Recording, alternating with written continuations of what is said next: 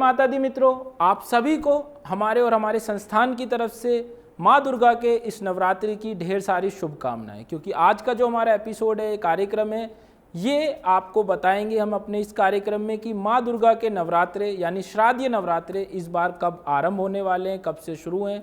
साथ ही साथ नवरात्रि का पर्व, नवरात्रि पूजन विधि और घट स्थापना का शुभ मुहूर्त भी आप इस वीडियो के माध्यम से जान सकते हैं। और इसके साथ सबसे ज़रूरी चीज़ कि इस बार आपको ये भी जानना अनिवार्य है कि माँ दुर्गा, माँ भगवती, आप इस बार उनकी सवारी क्या रहने वाली है, जगत जननी किस पर सवार होकर इस बार आने वाली हैं। चलिए तो बात करते हैं सबसे पहले नवरात्रि के आरंभ के बारे में, यानी श्राद्ध नवरात्रि के बारे में।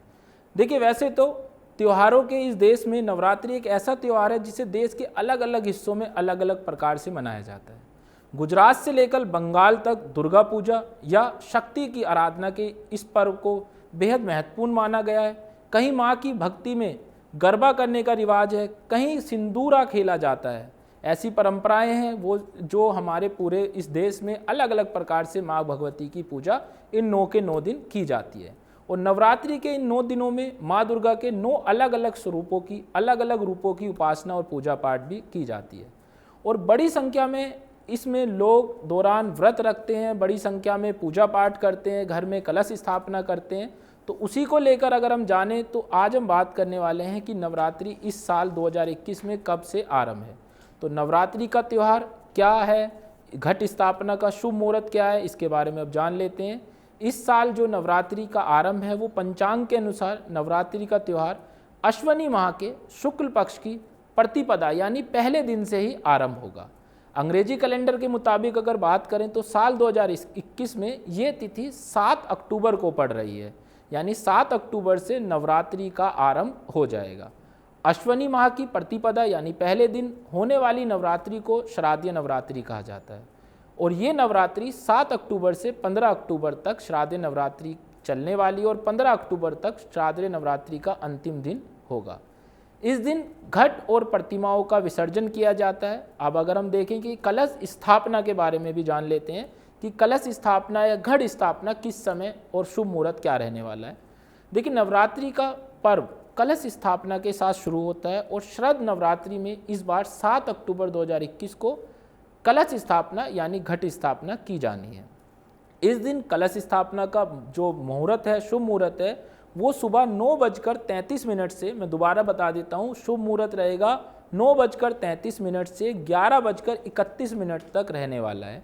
इसके अलावा दोपहर में दोबारा से 3:33 से शाम को 5:05 के बीच में भी कलश स्थापना किया जा सकता है। इसके साथ ही नवरात्रि के पर्व की शुरुआत भी हो जाएगी। साथ ही साथ 13 अक्टूबर को दुर्गा अष्टमी की पूजा की जाएगी। 14 अक्टूबर को महानवमी पड़ रही है, तो उस दिन आप नवमी का व्रत रख सकते हैं, नवमी को आप कन्या जिमा सकते हैं। इस दिन कई लोग पूजा पाठ का विधि विधान से व्रत खोलने के भी इसमें प्रावधान दिया गया है। बहुत महत्वपूर्ण है, यानी भोजन कराए, अगर आप कन्या को भोजन कराते हैं इसमें तो बहुत अच्छा आपके लिए रहने वाला है। इस अवसर पर कन्या भोजन कराएं जाना भी बहुत अधिक महत्वपूर्ण माना गया है। 15 अक्टूबर को अगर आप देखें तो बुराई पर अच्छाई की विजय का प्रतीक यानी कि विजयदशमी का त्यौहार मनाया जाएगा। इसके बारे में हम एक अलग वीडियो बनाएंगे, उसमें इसके बारे में संपूर्ण आपको व्याख्या करेंगे, संपूर्ण जानकारी देंगे।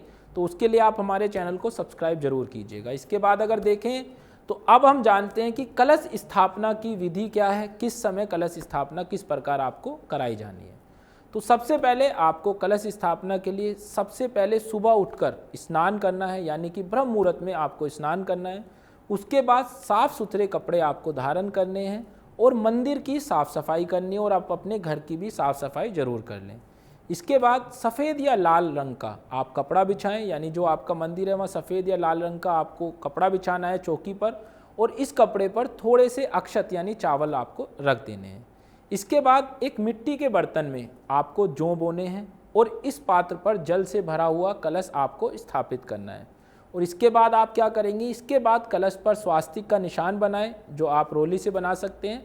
कलश में साबुत सुपारी, सिक्का और अक्षत यानी चावल के दाने आप डाल दें और ऊपर से अशोक के पत्ते आपको रख देने हैं। इसके बाद एक नारियल लें और उस पर माँ की चुनरी लपेटकर कलावे से बांधकर इस नारियल के कलश के ऊपर मुख पर आपको ये नारियल रख देना है।